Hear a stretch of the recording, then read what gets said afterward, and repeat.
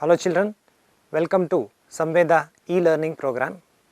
Today we are discussing about a topic electricity in class 10th, and we are discussing the subunit 2, that is the second session of the 5 sessions of the topic electricity, and the subunit is Ohm's law.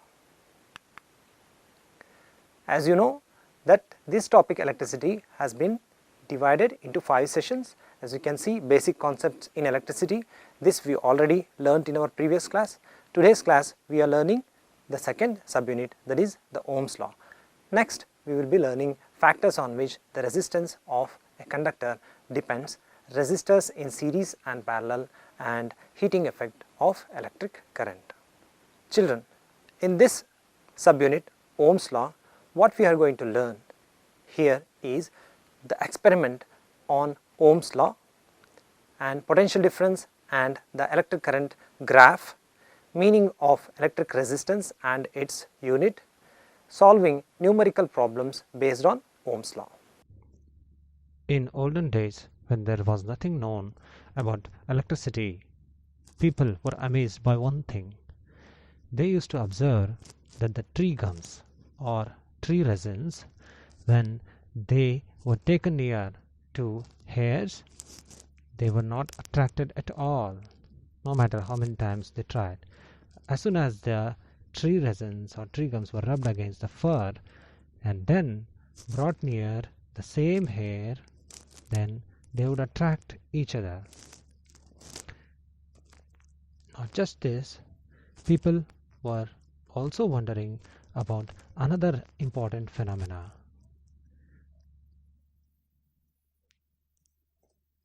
That is lightning.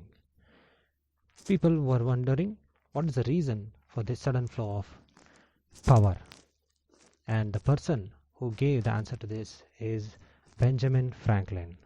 He introduced the concept of electricity to the world. Electricity is produced by making water flow down the turbine and rotating the turbine, because of which by electromagnetic induction the electric current is produced in various types of power generating stations like solar, wind and thermal power stations. And from the power stations the electric current is supplied through transformers to our homes, and in homes we use the electricity for various type of electrical appliances. And in today's world there is no home that is not connected to electricity. Children, as you already know that we use electric current in our homes and industries and various other places. And these electrical appliances are very familiar to you. Fan, yes. What is this? An electric kettle, you are right.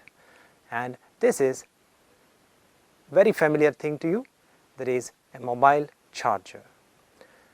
All these things, they utilize this application of Ohm's law. So as you can see, this Ohm's law is not very far distant to us. It is in our daily life. We use it through these appliances. So we shall try to understand what is Ohm's law in today's class. Children, as you already know that for any object to move, there has to be some work to be done.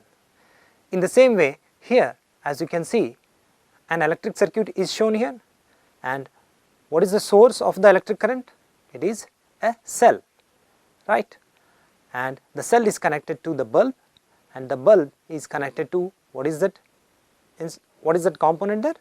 It is an electric switch. So this completes the circuit. Here, in order to the electric current to flow through the circuit, we have that electric cell, which provides the potential difference needed for the flow of electrons. Already the electrons are present in the wire, but those free electrons present in the wire, they won't move in a one particular specific direction. The reason is there has to be some work done. So, that cell is doing that work by bringing the potential difference, that is the difference in pressure of charges at its ends. So, for flow of charges in a metallic wire, the electrons move only if there is a difference in electric pressure. This electric current we already learnt in our previous class, that it is the amount of charges flowing through a cross sectional area in unit time. So, the total amount of charges Q and the in unit time T, that ratio is what we call as electric current. More the charges, more the current in a specific unit time. Now, in order to understand, come let us see this activity and continue the lesson further. Children, this is an activity to see how the ammeter, as you can see, and the other electrical components, resistor, electric bulb, and a switch and a cell, how are these connected? As you can see, the ammeter is connected in series with the electric cell. That means it is connected one after the other. The positive terminal of the battery is connected with the positive terminal of the ammeter, and you can see the potential difference is 50 volt at the cell, and here as we can see the switch is open, now it is closed. As soon as it is closed, you are observing that the bulb is lit up, and also the charges inside the wire are moving very slowly. Now, when the switch is open, the bulb is turned off. So, what is this equipment here? Voltage. That means it is a voltmeter. It is used to measure the potential difference across the ends of a conductor. So, now we shall measure the potential difference at the ends here at the electric bulb as well as the resistor. So, now I am connecting the voltmeter at the ends of the electric bulb. Now, children, this connection is what we call a parallel connection. That means the electric current is flowing in two branches. One is in the electric bulb, and in the other way is also moving through the potential through the voltmeter. So, you can see the value 45.45 volts, but we gave the potential difference as 50 volt. So, the other 4.55 volt is found at the ends of the resistor. So, totally when we take the values, we will get the total value is equal to the potential difference at the cell, which is 50 volt. You can verify it here. See, now if we measure the total potential difference at the ends of the two conductors, it is equal to the potential difference at the cell.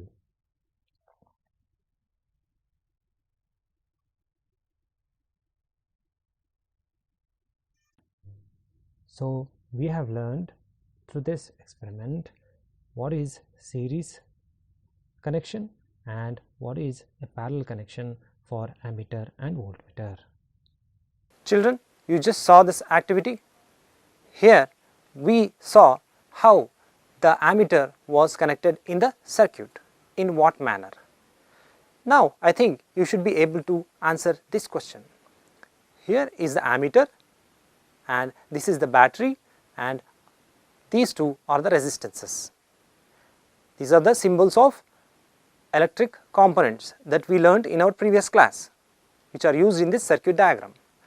Now, what is the answer for this? Yes, it is the ammeter is always connected in series. Children, here is the next question. In this diagram, how is the voltmeter connected in the circuit? Yes, you are right. It is connected in parallel because we measure the potential difference at the ends, at the two ends where we want to measure the difference of charges, right. So, that is why we connect it in a parallel connection. Here you can see which is the right and the wrong way to connect the ammeter. This is the wrong way of connecting the ammeter to the battery, as it is connected across the battery rather than in series with the battery, which is the proper way. So, are you able to make out which is the right and wrong way and the reason behind it? Now children, we have seen the two concepts, that potential difference and electric current. Now, are these two depending on each other? That means whenever there is a potential difference supplied to a conductor, is the current depending on the potential difference? What do you think? Come, let us see through this experiment called as Ohm's law experiment. Materials required: battery eliminator, ammeter, voltmeter, a resistance wire, rheostat which is used to vary the resistance, a switch or a plug key, scale, connecting wires. The procedure for the Ohm's law experiment: the components should be arranged as shown in the circuit diagram. The voltmeter is connected across the resistance wire, and again series connection with the ammeter. As you can see, the eliminator is connected to the voltmeter, and from the voltmeter we are connecting it to the ammeter. So, this is the connection we have made. Now, from the ammeter through the plug key we will connect the rheostat, and from the rheostat to the negative terminal of the battery. Now, as you can see, the rheostat is connected to the negative terminal of the battery. Now, the resistance wire is connected in parallel with the voltmeter. Now, as we switch on the plug key and move the rheostat, then we are observing that by varying the potential difference, the current is also varying. Now, by measuring the electric current for different potential differences, we observe that the values are proportionally increasing. So, we note down the values for 0.1 volt, 0.2 volt and 0.3 volt. As you can see, the values are increasing proportionally, which we noted down in a table like this. So, the ratio of V by I is constant 0.5 ohms for this wire. So, which is the resistance of the wire, that is potential difference divided by electric current. This constant is called the resistance of this wire. Now, we will take out the wire and we will measure the length of the wire. Now, the values of electric current on x-axis and the values of potential difference on y-axis are plotted on a graph, and we observe that the graph is a straight line. This slope of this straight line is the resistance of this conductor, that is resistance is equal to V by I, that means AB by OB. By calculating this value and dividing by the length of the wire, we get the resistance per centimeter of the wire.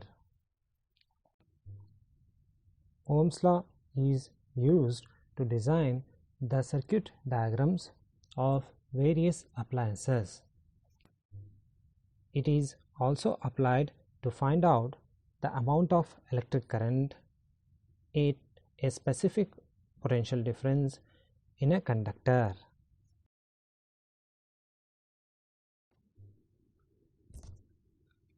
Children, we just saw through the Ohm's law experiment the values of potential difference and electric current, and we have also noted it down. So, now we shall plot the graph by plotting electric current and potential difference. As you know that initially we got 2 amperes for 1 volt of potential difference. As you can see, we have plotted it for 2 amperes. For 1 volt we have got 2 amperes of electric current. So now again the next value what we got was 4 amperes of electric current for 2 volt of potential difference.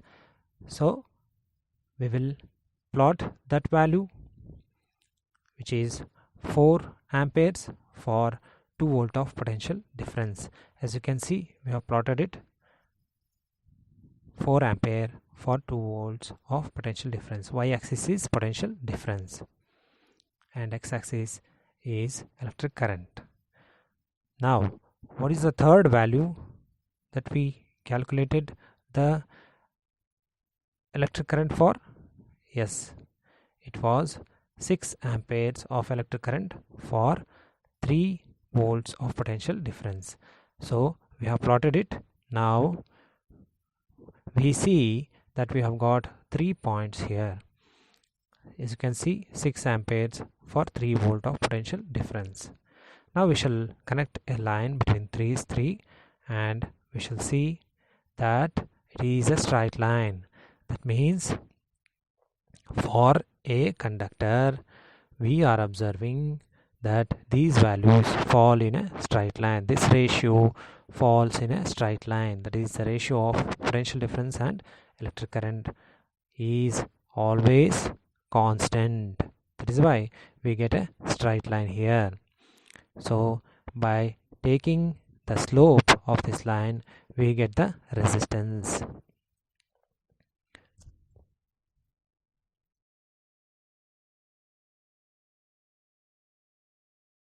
Children, you just saw the Ohm's law experiment.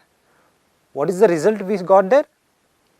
Yes, whenever we provided the potential difference, then we were getting the electric current, and what we observed was the plotting of these two values on a graph sheet of paper resulted in a straight line. So potential difference we have taken along y axis, and when we provide this potential difference there was electric current in the electric circuit. We measured it, and when we plotted it we got a straight line, right? And as you can see in the experiment that the V by I ratio we got was 0.5. So we can say that whenever the potential difference and electric current are plotted for a conductor, we will be getting a straight line. Now what is the reason for this? Yes, as you saw that V by I value was a constant in the experiment. It was equal to 0.5. So here we can take the ratio of the y axis V and the x axis A, that is amperes electric current, and we will get the constant. So what does the Ohm's law state? Here is the physicist George Simon Ohm. He stated that electric current flowing through a metallic wire is directly proportional to the potential difference V across its ends, provided the temperature remains same. To understand it better, come let us see the mathematical representation of this Ohm's law. Here V is directly proportional to I. This is the proportionality symbol. V is directly proportional to I, and the V by I is transposed to the other side, then it is a constant, and that constant George Simon Ohm called it as resistance. So by cross multiplying we are getting V is equal to I into R. So this equation V is equal to I into R is the equation of Ohm's law. In order to understand this Ohm's law and the mathematical representation further, come let us have a look at this activity. Children, here we shall verify the Ohm's law through this experiment. The value of electric current you are seeing 9 ampere. Now what is happening when I increase the resistance? Yes, the electric current is decreasing 6.3 milliampere because the resistance increased. So now what I will do is I will start with the same values, that is 4.5 volt, the potential difference, the value of electric current is 9 milliampere. Now I will increase the potential difference. What will happen to the electric current? Yes, it is increasing. As you can see, the potential difference increases, so the electric current also increases. Children, you just saw that activity. What was happening in it?